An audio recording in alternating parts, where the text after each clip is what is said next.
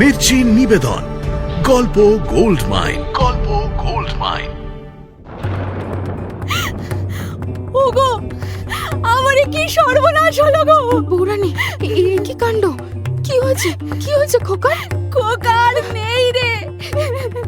মা ঠাকুরুন সর্বনাশ হয়ে গেছে। মা ঠাকুরুন! কি বলছো তুমি বৌরানী? না না, হতে পারে না, হতে পারে না। কি হলো রে? অমন দৌড়াচ্ছিস কেন? আমাদের খোকা বাবু নেই রে। মা ঠাকুরুন! আমার খোকা, আমার সোনা, চোখ মেলে একবারটি চা বাবা। মাকে ফেলে তুই চলে যাস না খোকা। বাবা আসবে, এক্ষুনি আসবে। একবার তাকা, মায়ের দিকে একবারটি তাকা বাবা। আমার সোনা রে, কোথায় গেলি খোকা?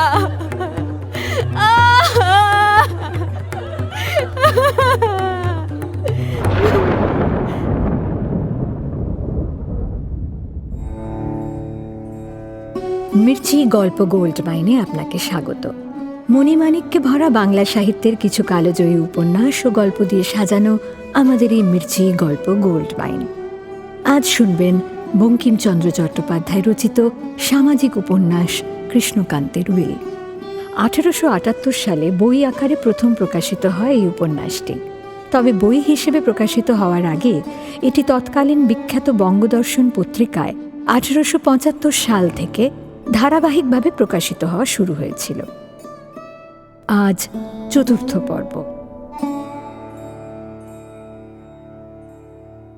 কৃষ্ণকান্তের উইল সংক্রান্ত ঘটনা ঘটার বেশ কিছুকাল আগে ভ্রমর গর্ভবতী হয়েছিল এবং প্রসবের 7 দিন পর সেই ছেলেটি আঁতুড় ঘরেই মারা যায়। কিন্তু আজ কৃষ্ণকান্ত রায় যখন মারা যাওয়ার আগে সজ্ঞানে ভাইপোর রাশ টানতেই ভ্রমরের নামে তার ভাইয়ের সম্পত্তির মালিকানা লিখে দিলেন, তখন গোবিন্দলাল এটাকেই আরও বড় অজুহাত বানিয়ে সংসার ছেড়ে ভ্রমরকে ছেড়ে চলে যাওয়ার কারণ হিসেবে কাজে লাগালেন। গোবিন্দলালের শেষ কথাটা যেন ভ্রমরের কানে বাজতে লাগল। ভ্রমর, তোমার অন্নদাস হয়ে থাকতে আমি পারবো না। আমি আর এখানে ফিরবো না, আমি চললাম। গোবিন্দলালের কথা শুনে কান্না চেপে সেখান থেকে দৌড়ে বেরিয়ে পাশের ঘরে এসেই ভ্রমর দরজা বন্ধ করে মেঝের ওপর পড়ে ধুলোয় লুটিয়ে তার সেই 7 দিনের ছেলের জন্য আজ আবার আকুল হয়ে কাঁদতে লাগল। আর গোবিন্দলাল তাঁর মাকে নিয়ে কাশী যাওয়ার উদ্দেশ্যে রওনা দিলেন। এই চরম দুঃখের দিনে আজ অনেক দিন পর ভ্রমরের বুক ঠেলে তার সেই ছেলের জন্য হাহাকার ভরা কান্না উঠে আসছে। সে চিৎকার করে কাঁদতে লাগল। আমার ননির পুতুল, আমার কাঙালির সোনা, আজ তুই কোথায় বাবা? আজ তুই থাকলে আমায় কার সাধ্যে যে ত্যাগ করে? তিনি আমার মায়া কাটালেন, কিন্তু তোর মায়া কে কাটাতো বল? আমি কুশ্রী, কুৎসিত, কিন্তু তোকে কে কুৎসিত বলতো? তোর যে কে সুন্দর আছে!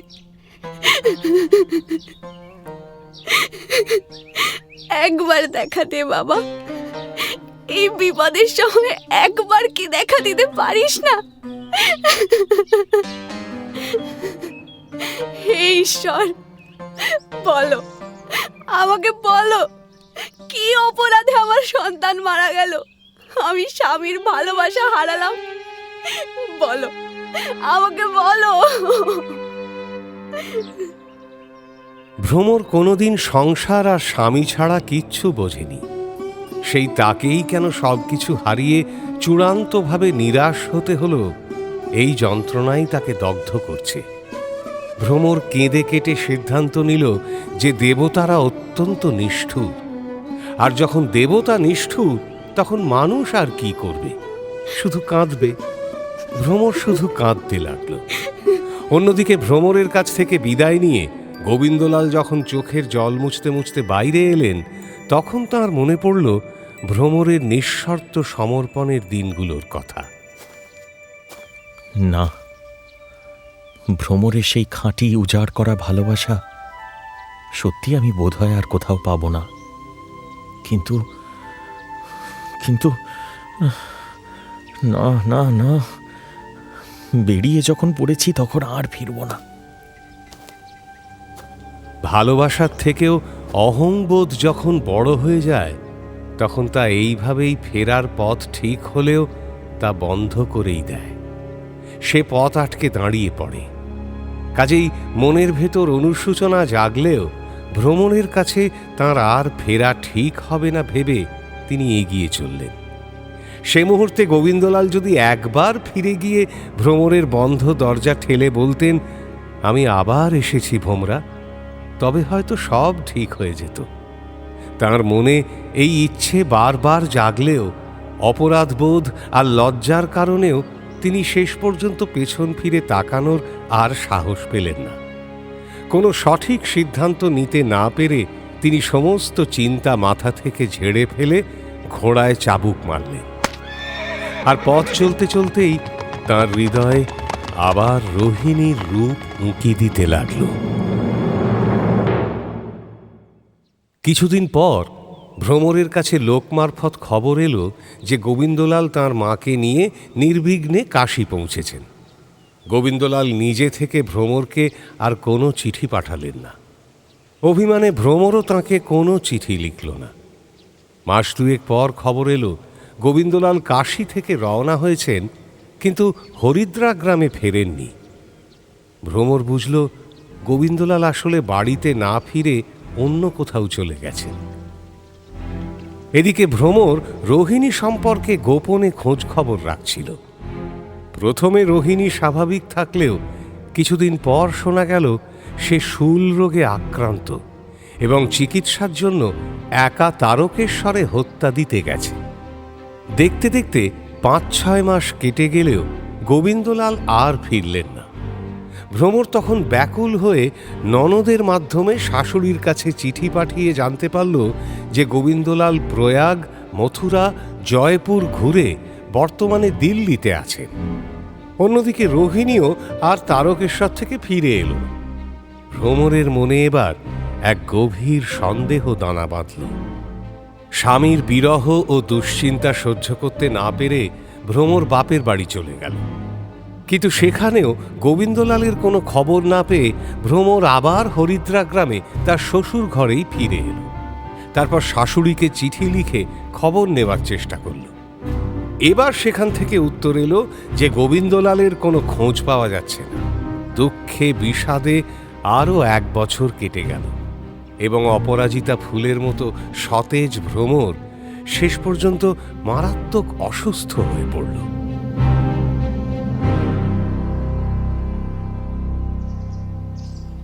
ভ্রমরের শরীর খারাপ শুনে তার বাবা মাধবীনাথ মেয়েকে দেখতে এলেন। মাধবীনাথ সরকারের বয়স 40 পেরিয়েছে, কয়েক বছর হল। তিনি দেখতে অত্যন্ত সুপুরুষ। তাঁর বাড়ি রাজগ্রামে। সেখানে তাঁর চরিত্র নিয়ে মানুষের মধ্যে তীব্র মতভেদ ছিল। অনেকেই তাঁর খুব প্রশংসা করত, আবার অনেকেই বলতো তাঁর মতো বদ লোক আর একটিও নেই। তবে তিনি যে অত্যন্ত চালাক তা সবাই এক বাক্যে স্বীকার করত। এমনকি যারা তাঁর প্রশংসা করত তারাও তাঁকে ভয় পেত। মাধবীনাথ মেয়ের দশা দেখে অনেক কাঁদলেন। তিনি দেখলেন তাঁর সেই শ্যামাঙ্গী সুন্দরী, যার প্রতিটি অঙ্গের গঠন ছিল সুললিত, সে এখন কোটরে বসা চোখ বিশিষ্ট এক কঙ্কাল মাত্র। ভ্রমর বাবাকে দেখে অনেক কাঁদল। অবশেষে দুজনে কান্না থামানোর পর ভ্রমর বলল, বাবা, মনে হয় আমার আর বেশি দিন আয়ু নেই। আমাকে এবার কিছু ধর্মকর্ম করা। আমি ছেলে মানুষ হলে কি হবে? আমার তো সময় ফুরালো। সময় যখন ফুরিয়েই এসেছে, তখন আর দেরি করব কেন বলো? চুপ কর মা, চুপ কর। কি বলছিস কি তুই? হ্যাঁ, আমি তোর বাবা হয়ে এ কথা শুনতে পারি? চুপ কর, চুপ কর। না বাবা, আমি যা চাই সে ব্যবস্থা তোমাকে করে দিতেই হবে, তোমায় শুনতেই হবে। এখন আমার অনেক টাকা আছে, আমি আমি ব্রত নিয়ম করব। তুমি আমার ব্যবস্থা করে দাও, দাও। মা, বলছি তুমি ব্রত নিয়ম করার কথা বলছিলে, আমিও সেই কথাই ভাবছিলাম, কিন্তু এখন তোমার শরীর বড় অসুস্থ। ব্রত নিয়ম করতে গেলে অনেক উপবাস করতে হয়। তুমি এখন সেই উপবাস সহ্য করতে পারবে না মা। আমি বলি কি, শরীরটা একটু সারুক, তারপর না হয়। এই শরীর কি আর সারবে বাবা? সারবে মা, নিশ্চয়ই সারবে। কি এমন হয়েছে তোমার? আসলে এখানে তোমার ঠিকমতো চিকিৎসা হচ্ছে না। আর কেমন করেই বা হবে? শ্বশুর নেই, শাশুড়ি নেই, কেউ কাছে নেই। কে চিকিৎসা করাবে তোমার? তুমি এক কাজ করো, তুমি আমার সঙ্গেই চলো, আমি তোমার চিকিৎসা করাবো। আমি এখন 2 দিন এখানে থাকবো, তারপরে তোমাকে সঙ্গে নিয়ে একবারে রাজগ্রামে ফিরব। আমি তাহলে আসি। মেয়ের ঘর থেকে বেরিয়ে মাধবীনাথ ভ্রমরের কর্মচারীদের কাছে গেলেন। দেওয়ানজিকে দেখতে পেয়ে জিজ্ঞেস করলেন, দেওয়ানজি, মেজবাবুর কোনো চিঠি এসেছে? তিনি এখন কোথায় আছেন, কোনো খবর পাওয়া গেল? মেজবাবুর কোনো খবরই আমরা কেউ বলতে পারবো না বাবু, কারণ তিনি কোনো খবরই পাঠান না। আচ্ছা, তাহলে কার কাছ থেকে এই খবর পেতে পারি আমি? আমরা জানলে তো আমরাই খবর নিতাম। কাশিতে মা ঠাকুরানী আছেন, খবর জানতে লোক পাঠিয়েছিলাম, কিন্তু সেখান থেকেও কোনো খবর আসে না। বাবু এখন অজ্ঞাতবাসে আছেন। ভ্রমরের দুর্দশা দেখে মাধবীনাথ প্রতিজ্ঞা করেছেন তার মেয়ের সঙ্গে হওয়া এই অন্যায়ের প্রতিকার তিনি করবেনই। যেহেতু গোবিন্দলাল ও রোহিণী নিজেদের সব চিহ্ন মুছে তারপর লুকিয়েছিল, তাই তাদের খুঁজে বের করাই ছিল মাধবীনাথের প্রথম কাজ। মাধবীনাথ রায়বাড়ি থেকে বেরিয়ে অত্যন্ত সাধারণ মানুষের মতো পান চিবোতে চিবোতে হলুদগ্রাম পোস্ট অফিসে গিয়ে হাজির হলে।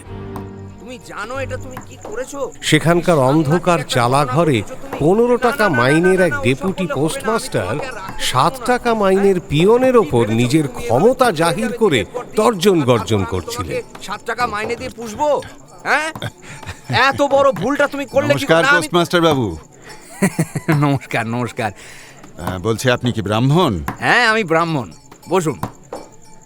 ঘরের ভেতরে পোস্টমাস্টার মশাইয়ের বসার ওই জীর্ণ 3 পাওয়ালা চৌকি ছাড়া আর কোনো কিছুই ছিল না। পিয়ন হরিদাস একটা ভাঙা টুল থেকে ছেঁড়া বইপত্র সরিয়ে মাধবীনাথকে বসতে দিল। মাধবীনাথ তাকে বিদায় করার উদ্দেশ্যে 1 ছিলিম তামাক সেজে আনতে বললেন। বকশিসের আশায় পিয়নও হুঁকোর খোঁজে বাইরে গেল।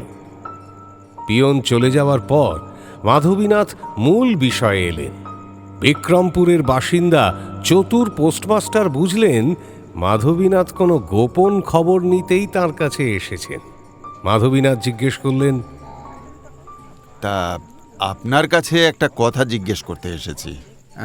কি কথা বলুন তো? আপনি ব্রহ্মানন্দকে চেনেন? ওই ধরুন মোটামুটি চিনি আর কি। কেন বলুন তো? বেশ বেশ, তা ওই মোটামুটিতেই হবে। বলছি কি, আপনার ডাকঘরে ব্রহ্মানন্দ ঘোষের নামে কোনো চিঠিপত্র এসে থাকে? আপনার সঙ্গে কি ব্রহ্মানন্দ ঘোষের পরিচয় আছে? দেখুন, থাক বা না থাক, এই কথাটাই জিজ্ঞেস করতে আমি আপনার কাছে এসেছি। তখন পোস্টমাস্টার নিজের পদের গম্ভীরভাবে বললেন, দেখুন, ডাকঘরের খবর কিন্তু আমাদের কাউকে বলা বারণ। হ্যাঁ। মাধবীনাথ এই সূক্ষ্ম ব্যাপারটা বুঝতে পেরে বললেন, তিনি এমনি এমনি খবর নিতে আসেননি, বিনিময়ে কিছু টাকা দেবেন। ও হ্যাঁ, ভালো কথা। ব্যাস। এই যে টাকা পাওয়ার লোভে পোস্টবাবুর মুখ সঙ্গে সঙ্গে উজ্জ্বল হয়ে উঠল। তিনি বললেন, আরে কি জানতে চান আপনি বলুন না। কি চাই তা তো আগেই আপনাকে বলেছি, আবার বলছি, ব্রহ্মানন্দের নামে কোনো চিঠিপত্র এই ডাকঘরে কি আসে? হ্যাঁ হ্যাঁ আসে তো। তা কতদিন অন্তর? দাঁড়ান, আগের প্রশ্নের উত্তর দেওয়ার জন্য কিন্তু এখন আপনি টাকা দেননি। আগে টাকা দিন, তারপর বলছি, নইলে এইসব প্রশ্ন করে না আর বিরক্ত করবেন না। আমাকে ভয় দেখাচ্ছেন? আমি যা জানতে চাইছি সেটা বলবেন না তো? না, বললাম তো বলবো না, আমাদের নিয়ম নেই। ও, আমি কে সেটা আপনি জানেন? এই রাজগ্রামের প্রভাবশালী মাধবীনাথ সরকার। আমার কথা ঠিকঠাক জবাব না দিলে আপনার এই পোস্ট অফিসে আগুন লাগিয়ে ডাকঘর লুট করে আদালতে প্রমাণ করে দেব যে আপনি নিজেই সরকারি টাকা চুরি করেছেন। আরে আপনি এত রাগ করেন কেন? আমি তো আপনাকে চিনতাম না। হ্যাঁ, বাজে লোক মনে করেই ওরকম বলছিলাম আর কি। আপনি যখন এসেছেন তখন যাহা জিজ্ঞেস করবেন আমি তাই বলবো। হ্যাঁ, এবার পথে এসো। তা কতদিন অন্তর ব্রহ্মানন্দের চিঠি আসে? প্রায় মাসে মাসে ধরুন, ঠিক ঠাউর নেই। রেজিস্ট্রি হয়েই চিঠি আসে? হ্যাঁ, প্রায় অনেক চিঠি রেজিস্ট্রি হয়ে আসে আর কি। তা কোন অফিস থেকে চিঠিগুলো রেজিস্ট্রি হয়ে আসে? তা আমার ঠিক মনে নেই। তোমার অফিসে একখানা করে রসিদ থাকে না? সেটা দেখে আমাকে বলো। পোস্টমাস্টারকে নির্লজ্জের মতো টাকা চাইতে দেখে বিরক্ত হয়ে মাধবীনাথ যখন নিজের আসল রূপ ধারণ করলেন, তখন ভয় থরথর করে কাঁপতে কাঁপতে পোস্টমাস্টার রসিদ খুঁজে বের করে তা পড়ে জানালেন যে প্রসাদপুর থেকে চিঠিগুলো রেজিস্ট্রি হয়ে আসে। মাধবীনাথের নির্দেশে পোস্টমাস্টার কাঁপতে কাঁপতে তাদের ছাপানো লিস্ট দেখে জানালেন যে প্রসাদপুর হল যশোর জেলায়। এরপর রসিদ পরীক্ষা করে দেখা গেল সাম্প্রতিক সব চিঠি প্রসাদপুর থেকে এসেছে। উদ্দেশ্য সফল হওয়ায় মাধবীনাথ পোস্টমাস্টারের থরথর করে কাঁপতে থাকা হাতে একটা 10 টাকার নোট ধরিয়ে দিয়ে বিদায় নিলেন।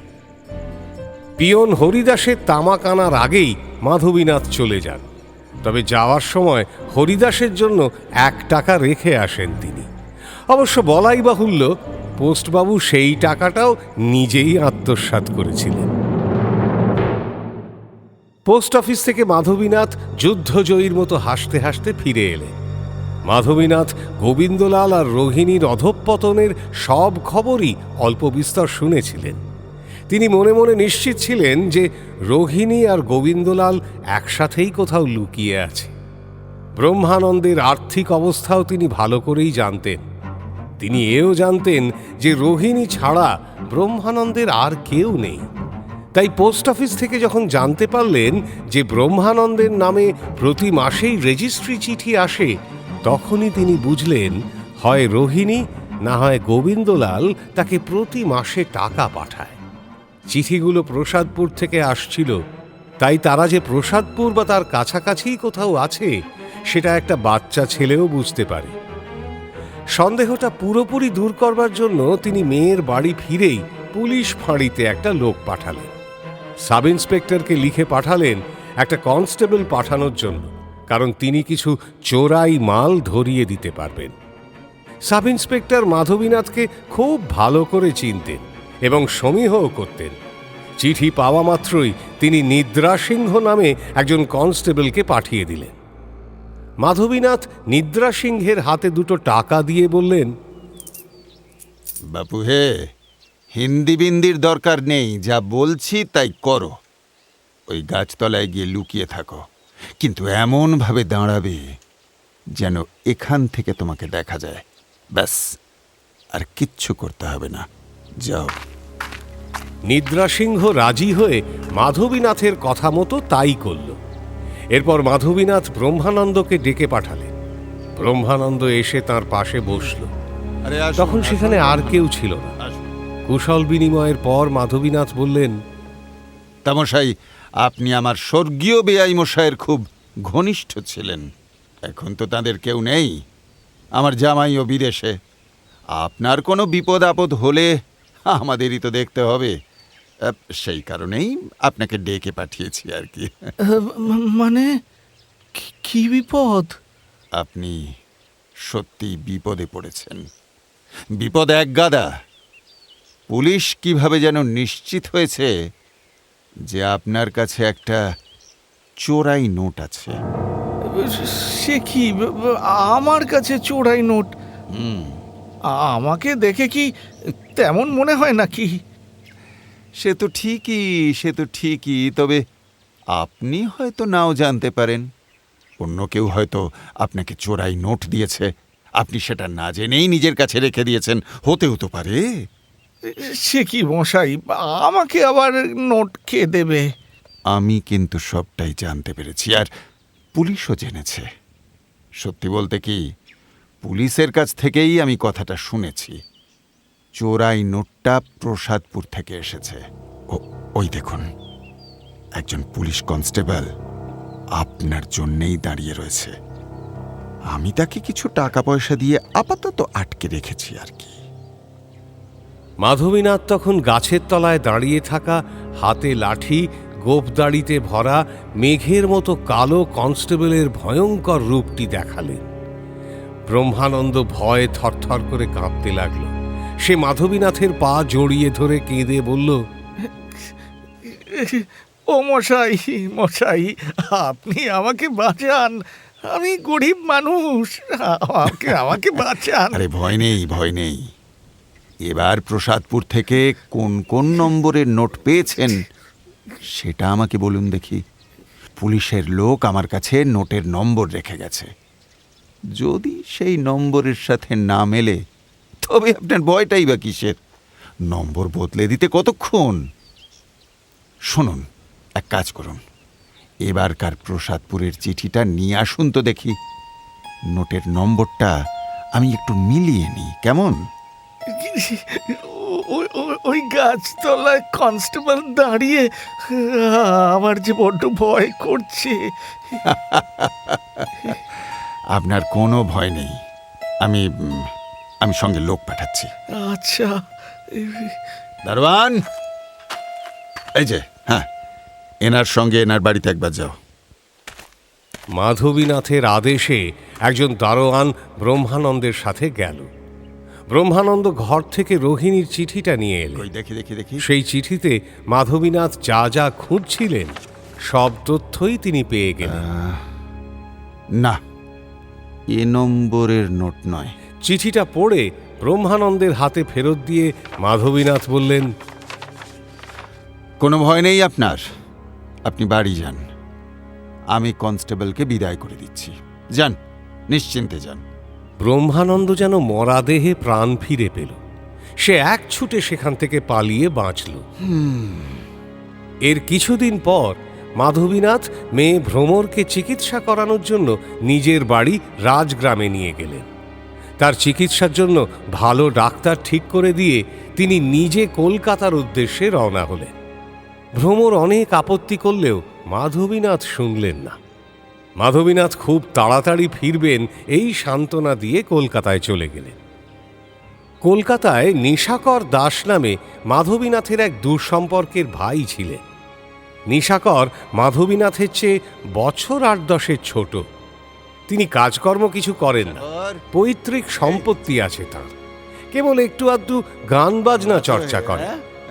কোনো কাজ নেই বলে সারাক্ষণ এখানে সেখানে ঘুরে বেড়াতেন। মাধবীনাথ তাঁর কাছে গিয়ে দেখা করলেন। অন্যান্য কথাবার্তার পর তিনি নিশাকরকে জিজ্ঞাসা করলেন, বলছি, একটু যশোর বেড়াতে যাবে কয়েকদিনের জন্য? আসলে ভাবছি সেখানে একটা নীলকুঠি কিনব। হুজুগে নিশাকর এই প্রস্তাবে সঙ্গে সঙ্গে রাজি হয়ে গেলেন। তখন সব গোছগাছ করে দুই ভাই মিলে যশোরের উদ্দেশ্যে রওনা হলেন। মাঝপথ থেকে ভাইকে নিয়ে যে তিনি প্রসাদপুরে যাবেন এটা মুখে না বললেও এটাই ছিল মাধবীনাথের আসল পরিকল্পনা।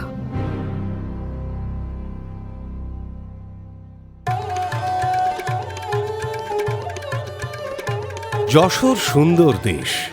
সেই দেশে ধীরে ধীরে বয়ে চলা শীর্ণ চিত্রা নদীর পাড়ে অশ্বত্থ, কদম, আম ও খেজুর গাছে ঘেরা এক উপবন।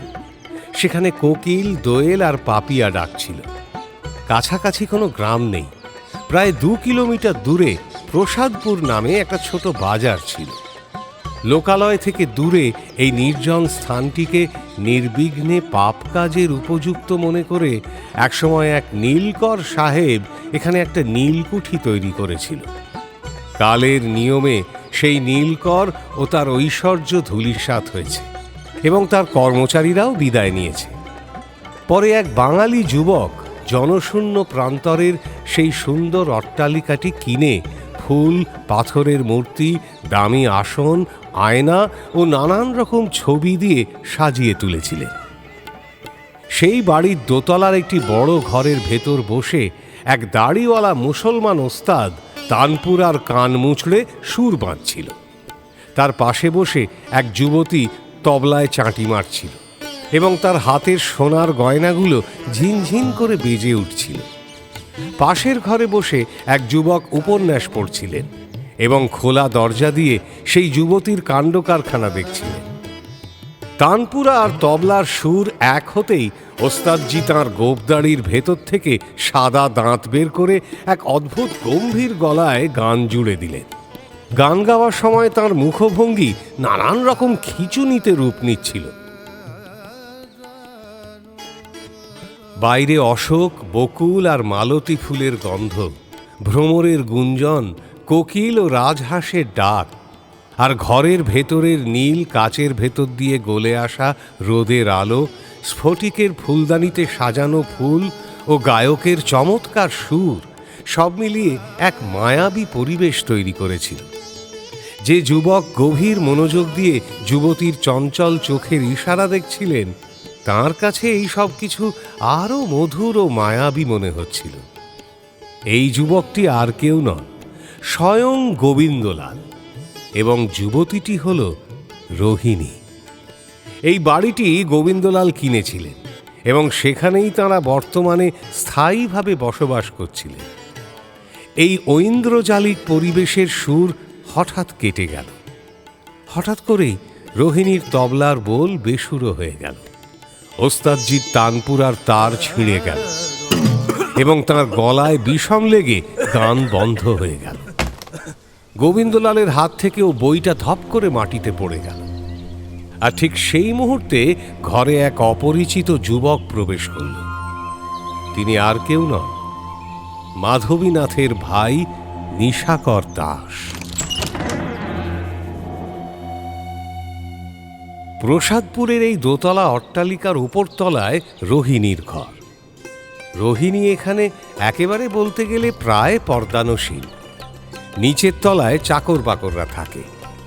সেই নির্জন জায়গায় প্রায় কেউই কখনো গোবিন্দলালের সঙ্গে দেখা করতে আসতো না, তাই সেখানে বাইরের বৈঠকের কোনো প্রয়োজন ছিল না। যদি কখনো কোনো দোকানদার বা অন্য কেউ আসতো, ওপরে গোবিন্দলালের কাছে খবর যেত। তিনি নিচে এসে তার সাথে দেখা করতেন। সেই কারণে তার বসার জন্যে নিচেও একটি ঘর ছিল। নিচের তলার দরজায় এসে দাঁড়িয়ে নিশাকর দাস ডাকলেন, কে আছে গো এখানে? প্রসাদপুরের বাজারের কাছের এই বাগান বাড়িতে গোবিন্দলালের সোনা ও রূপো নামে দুজন চাকর ছিল। মানুষের গলার আওয়াজ পেয়ে দুজনেই দরজার কাছে এলো এবং নিশাকরকে দেখে অবাক হয়ে গেল। নিশাকরকে দেখে বেশ অভিজাত ও ভদ্রলোক বলে মনে হলো তাদের। তিনি পোশাক আশাকেও বেশ জাঁকজমক রকমের বাড়াবাড়ি করে এসেছিলেন।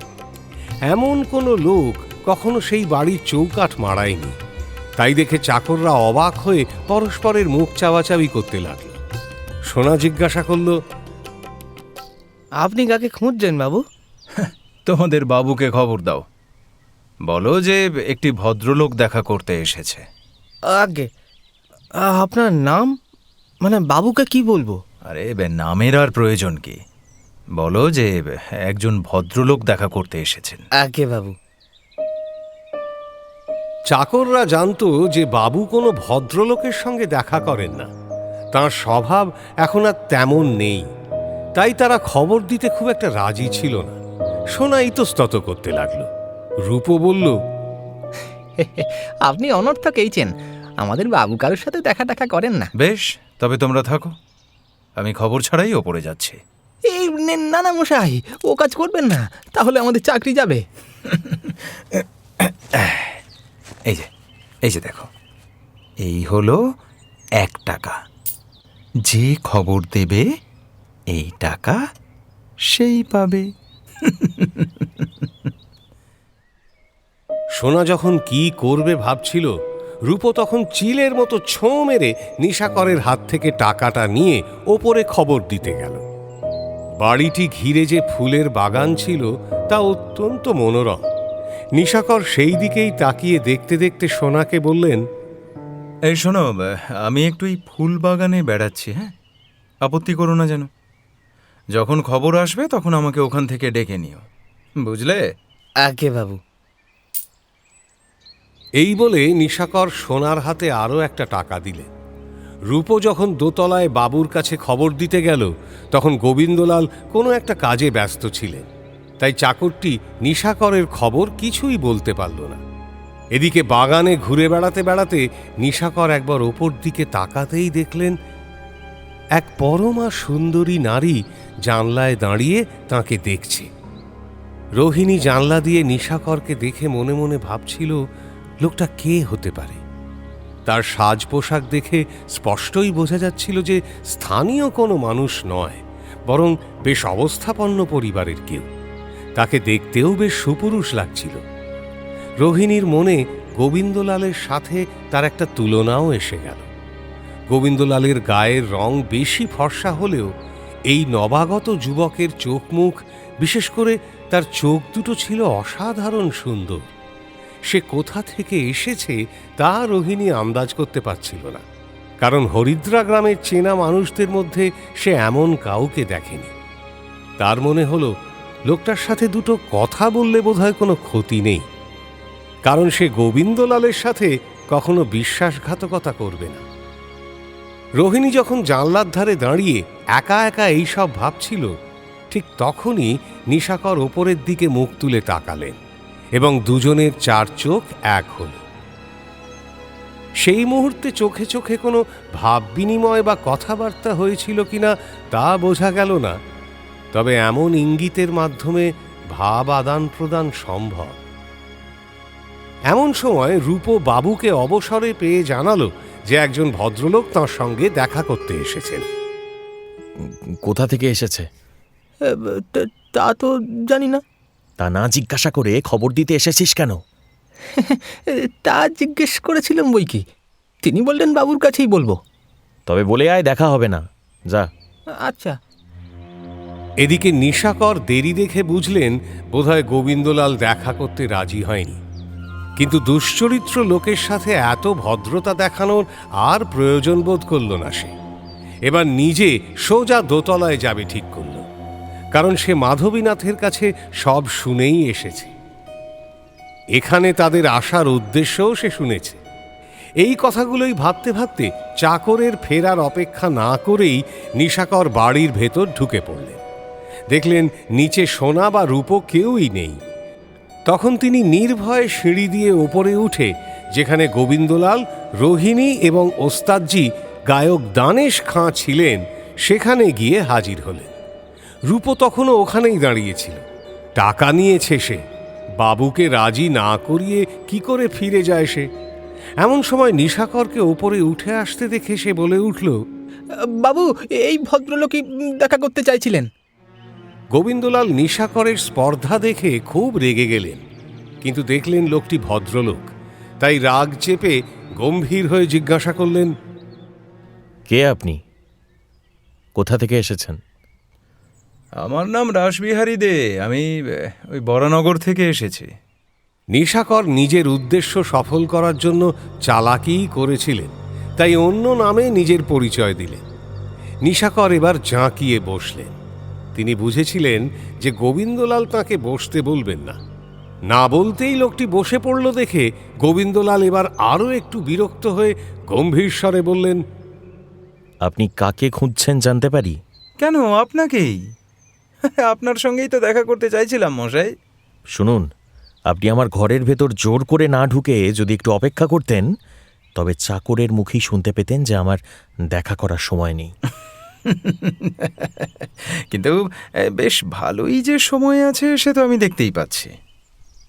আর তাছাড়া ধমক খেয়ে চমকে উঠে চলে যাব, আমি যদি সেই প্রকৃতির লোক হতাম তাহলে আপনার কাছে আসতামই না।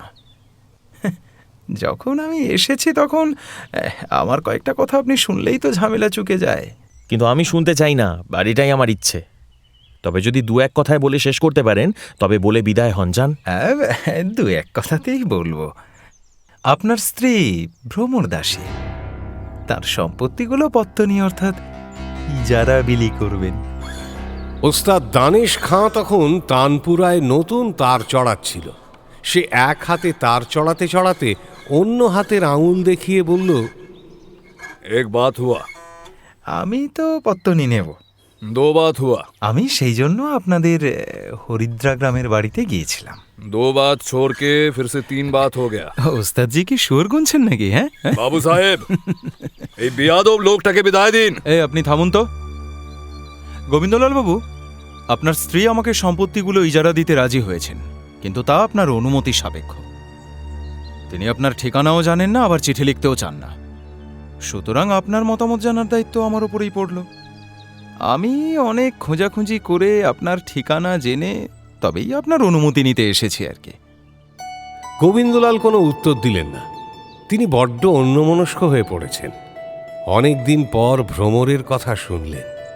তাঁর সেই ভ্রমর প্রায় 2 বছর আগের কথা। নিশাকর ব্যাপারটা বুঝতে পারলেন, তাই আবার বললেন, শুনুন, আপনার যদি মত থাকে তবে এক লাইনে লিখে দিন যে আপনার কোনো আপত্তি নেই, তাহলেই আমি চলে যাব। গোবিন্দলাল এবারও কোনো উত্তর দিলেন না। তারপর মন শক্ত করে কথাগুলো ভাবলেন। নিশাকরের সব কথাই যে মিথ্যে, গোবিন্দলাল তা বুঝতেই পারলেন না। তিনি আগের উগ্র ভাব ছেড়ে শান্ত হয়ে বললেন, দেখুন, আমার অনুমতি নেওয়ার কোনো প্রয়োজন নেই। সম্পত্তি আমার স্ত্রীর, আমার নয়। আশা করি আপনি তা জানেন। তাঁর যাকে ইচ্ছা পত্তনি দেবেন, এতে আমার কোনো বাধা বা নিষেধ কোনোটাই নেই। আমি কিছু লিখে দেব না। আশা করি আপনি এবার আমায় রেহাই দেবেন। অগত্যা নিশাকরকে উঠতেই হলো। তিনি নিচে নেমে গেলেন। নিশাকর চলে যাওয়ার পর গোবিন্দলাল ওস্তাদ দানেশ খাঁকে একটা গান গাইতে বললেন। দানেশ খাঁ প্রভুর আদেশ পেয়ে আবার তানপুরায় সুর বেঁধে গান ধরলেন। গোবিন্দলাল নিজে তবলা বাজাতে লাগলেন। যদিও গোবিন্দলাল আগে থেকেই একটু আধটু তবলা বাজাতে জানতেন, তবে এখন বেশ ভালোই শিখে নিয়েছেন। কিন্তু আজ দানেশ খাঁর সাথে তার তাল মিলল না। সব তাল কেটে যেতে লাগলো। ওস্তাদ দানেশ খাঁ বিরক্ত হয়ে তানপুরা নামিয়ে রেখে গান বন্ধ করে জানালো, आज और नहीं गा सकता बाबू साहेब, बहुत थकान महसूस हो रही है। তখন গোবিন্দলাল একটা সেতার নিয়ে বাজানোর চেষ্টা করলেন, কিন্তু গত সব ভুলে যেতে লাগলেন। সেতার ফেলে দিয়ে উপন্যাস পড়তে শুরু করলেন, কিন্তু যা পড়ছিলেন তার মানে বুঝতে পারলেন না। তখন বই ফেলে দিয়ে গোবিন্দলাল শোয়ার ঘরে চলে গেলেন। সেখানে রোহিণীকে দেখতে পেলেন না, কিন্তু সোনা চাকরটা কাছেই ছিল। দরজা থেকে গোবিন্দলাল সোনাকে বললেন, আমি এখন একটু ঘুমোবো। আমি নিজে না উঠলে আমাকে যেন কেউ না ডাকে। এই বলে গোবিন্দলাল শোয়ার ঘরের দরজা বন্ধ করে দিলেন। তখন প্রায় সন্ধ্যা পার হয়ে গেছে। দরজা বন্ধ করে গোবিন্দলাল কিন্তু ঘুমোলেন না। খাটে বসে 2 হাতে মুখ ঢেকে কাঁদতে শুরু করলেন। ভ্রমরের জন্য কাঁদলেন নাকি নিজের অবস্থার জন্য কাঁদলেন তা বলা কঠিন। বোধহয় দুটোর জন্যই। তাঁর ভ্রমরের জন্য কাঁদার পথ খোলা থাকলেও ভ্রমরের কাছে ফিরে যাওয়ার সব পথই চিরতরে বন্ধ হয়ে গিয়েছে। হরিদ্রা গ্রামে আর নতুন করে মুখ দেখানোর মতো পরিস্থিতি তার নেই। সেখানকার পথ এখন তাঁর জন্য কাঁটায় ঘেরা। তাই সেই মুহূর্তে অনুশোচনার কান্না ছাড়া গোবিন্দলালের আর কোনো উপায় অবশিষ্ট নেই। গোবিন্দলালের সঙ্গে কথা বলতে নিশাকর যখন বড় ঘরটায় বসেছিলেন, রোহিণীকে তখন স্বাভাবিকভাবেই পাশের ঘরে চলে যেতে হয়েছিল, কিন্তু চোখের আড়াল হলেও সে কানের আড়াল হয়নি। নিশাকর ও গোবিন্দলালের মধ্যে যে কথাবার্তা হলো তার সবটাই সে কান পেতে শুনেছিল। শুধু তাই নয়, দরজার পর্দাটা একটু সরিয়ে সে নিশাকরকে দেখেও ছিল। নিশাকরও খেয়াল করেছিলেন পর্দার পাশ থেকে একটা পটল চেরা চোখ তাকে দেখছে। রোহিণী শুনতে পেয়েছিল যে রাসবিহারী মানে নিশাকর হরিদ্রা গ্রাম থেকে এসেছে। রূপ নিজেও রোহিণীর মতো সব কথা দাঁড়িয়ে শুনছিল। নিশাকর ওখান থেকে চলে যেতেই রোহিণী পর্দার পাশ থেকে মুখ বের করে আঙুলের ইশারায় রূপকে ডাকল। রূপ কাছে আসতেই রোহিণী ফিসফিস করে বলল, শোন, আমি যা বলবো তা করতে পারবি? বাবুর কাছে কিন্তু সব কথা লুকিয়ে রাখতে হবে। তুই যা করবি তা যেন কিছুই বাবু না জানতে পারে। তবে তোকে 5 টাকা বকশিস দেব। পারবি? রূপ মনে মনে ভাবল, আজ সে না জানি সকালে কার মুখ দেখে ঘুম থেকে উঠেছিল। আজ একেবারে টাকা রোজগারের দিন। গরিব মানুষের 2 পয়সা এলেই ভালো। সে হেসে বলল, হ্যাঁ মা, যা বলবেন তাই পারবো। কি করতে হবে আদেশ করুন। ওই যে বাবু, ওই বাবুর সাথে সাথে নিচে নেমে যা। উনি আমার বাপের বাড়ির দেশ থেকে এসেছেন। ওখানকার কোনো খবর আমি কখনো পাই না, তার জন্য কত কাঁদি। উনি যখন ওখান থেকে এসেছেন তখন তাকে একবার আমাদের ওখানকার 2 খবর জিজ্ঞাসা করব। বাবু তো রেগে ওকে তাড়িয়ে দিলেন। তুই গিয়ে ওকে বসিয়ে রাখ। কোথায় বসাবো মা?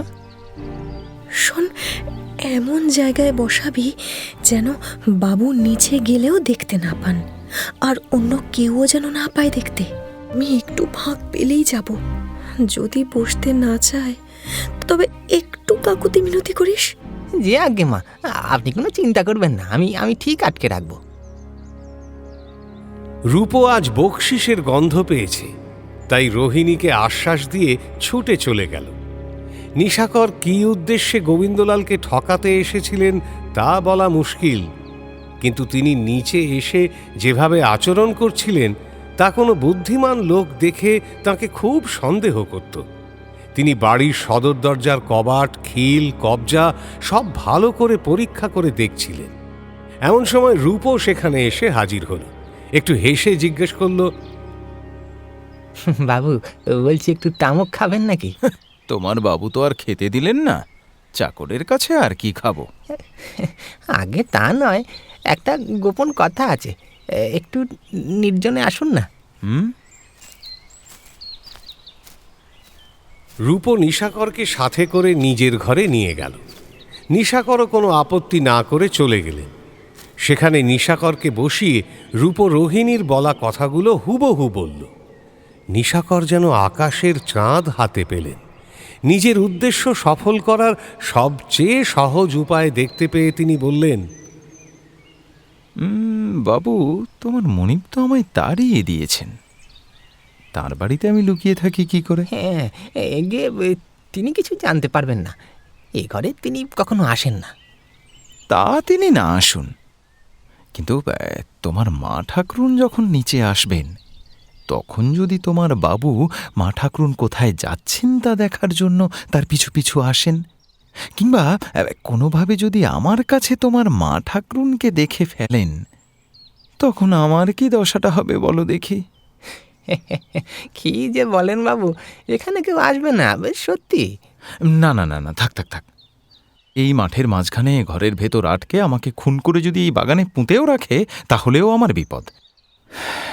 আর আমার মা বলতেও এখানে কেউ নেই, আর বাপ বলতেও কেউ নেই। এই তখন তুমি আমাকে 2 ঘা লাঠি দিয়ে মারবে।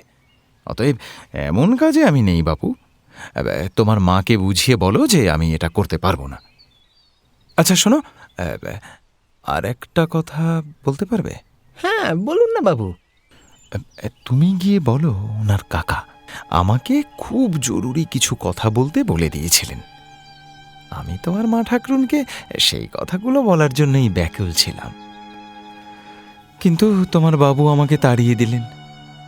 আমার আর সাহস হলো না, তাই আমি চললাম। রূপো এবারে দেখল তার বকশিসের 5টা টাকা হাতছাড়া হয়ে যাচ্ছে। সে বলল, তা এখানে না বসুন, বাইরে একটু তফাতে বসতে পারেন না? হ্যাঁ ঠিক, আমিও তো সেই কথাই ভাবছিলাম। আসার সময় তোমাদের কুঠির কাছেই নদীর ধারে একটা বাঁধানো ঘাট আর তার কাছে 2টো বকুল গাছ দেখে এসেছি। চেনো সেই জায়গাটা? চেনো? আগে হ্যাঁ চিনি। আমি বরং সেখানে গিয়েই বসে থাকি। সন্ধে হয়ে গেছে, রাত্রি হলে সেখানে বসে থাকলে বড় একটা কেউ দেখতে পাবে না। মানে তোমার মা ঠাকরুন যদি সেইখানে আসতে পারেন তবেই সব খবর পাবেন। আর তাছাড়া তেমন বেগতিক যদি কিছু দেখি আমি অন্তত পালিয়ে প্রাণে বাঁচতে পারবো।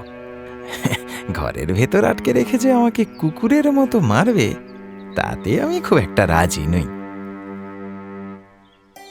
অগত্যা রূপো রোহিণীর কাছে গিয়ে নিশাকর যা যা বলেছিল তা জানাল। রোহিণীর মনে নিশাকরের প্রতি ভালো লাগা ছাড়াও অন্য কিছুও ছিল। একটু চোখাচোখি, একটু মনের টান তৈরি হয়েছিল। রোহিণী দেখেছিল নিশাকর রূপবান, তার চোখ দুটো পটল চেরা। রোহিণী বুঝেছিল যে পুরুষদের মধ্যে নিশাকর যথেষ্ট আকর্ষণীয়। রোহিণীর মনে এক অদ্ভুত আকাঙ্ক্ষা দেখা দিল, অনেকটা এক ব্যাধের মতোই। অসতর্ক হরিণকে সামনে পেলে কোনো ব্যাধি যেমন শিকার না করে ছেড়ে দেয় না, রোহিণীরও তেমনটাই মনে হয়েছিল। আর নারী হয়ে এমন জয় করার মতো পুরুষ দেখলে কোন নারী তাকে জয় করতে চাইবে না? রোহিণী তার রূপ নিয়েও যথেষ্ট সচেতন ছিল। বাঘ যেমন গরু মারলেও সব গরু খায় না, অনেকে যেমন মাছ ধরলেও তা খায় না, কেবল মাছ ধরার আনন্দের জন্য ধরে তারপর বিলিয়ে দেয়, অনেকে যেমন পাখি মারে কেবল মারার আনন্দের জন্য মেরে ফেলে রেখে দেয়, রোহিণীর মনেও আজ তেমনই কেবল নিজের জয়ের পতাকা ওড়ানোর জন্যই নিশাকরকে জয় করার প্রবল বাসনা জাগল। শিকার কেবল শিকারের জন্যই, খাওয়ার জন্য নয়। তার মধ্যে এক অদ্ভুত আনন্দ আছে। রোহিণী হয়তো ভেবেছিল, যদি এই বড় বড় চোখের হরিণ এই প্রসাদপুরের বনে এসেই পড়েছে, তবে সে কেন তাকে নিজের রূপের বাণে বিদ্ধ করে ছেড়ে দেবে না? 2 বছরের এই বন্দি জীবনে এইটুকু আনন্দ উপভোগ তো সে করতেই পারে।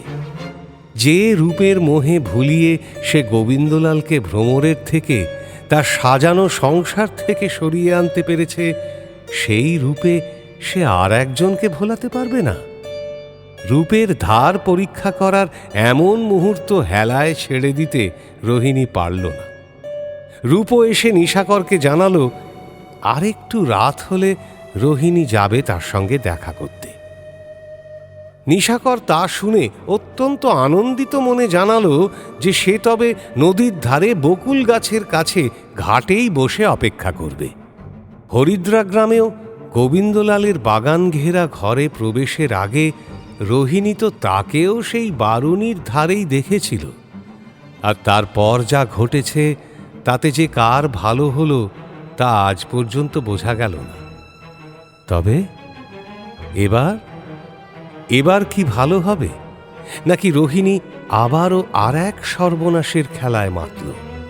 আর নিশাকর, তিনি কি মনে রাখবেন তার দাদা মাধবীনাথের কথা? কি উদ্দেশ্যে নিশাকরকে এ বাড়িতে পাঠিয়েছিলেন তিনি? তাঁর উদ্দেশ্য কি সফল হবে? তিনি কি পারবেন তাঁর নিরপরাধ মেয়ে ভ্রমরের অপমানের প্রতিশোধ নিতে? আর ভ্রমর, তার কি হবে? জীবন তাকে কোন পথে নিয়ে চলল? শুনছিলেন বঙ্কিমচন্দ্র চট্টোপাধ্যায়ের কৃষ্ণকান্তের উইল। আজ শুনলেন 4র্থ পর্ব।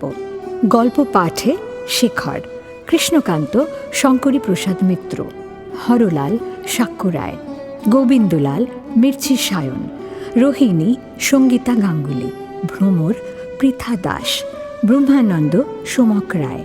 অন্যান্য ভূমিকায় মৈত্রী দে, আম্রপালি ঘোষ মিত্র, শ্রীলা ঘোষ, গার্গী চট্টোপাধ্যায় ও আর্য জানা।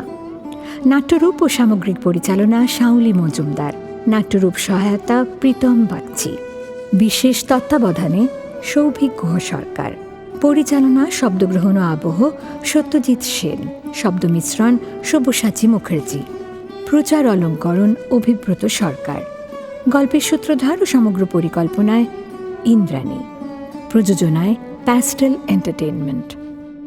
মির্চি গল্প গোল্ড মাইন আপনার জন্য exclusively Mirchi Bangla YouTube channel এবং গানা অ্যাপে।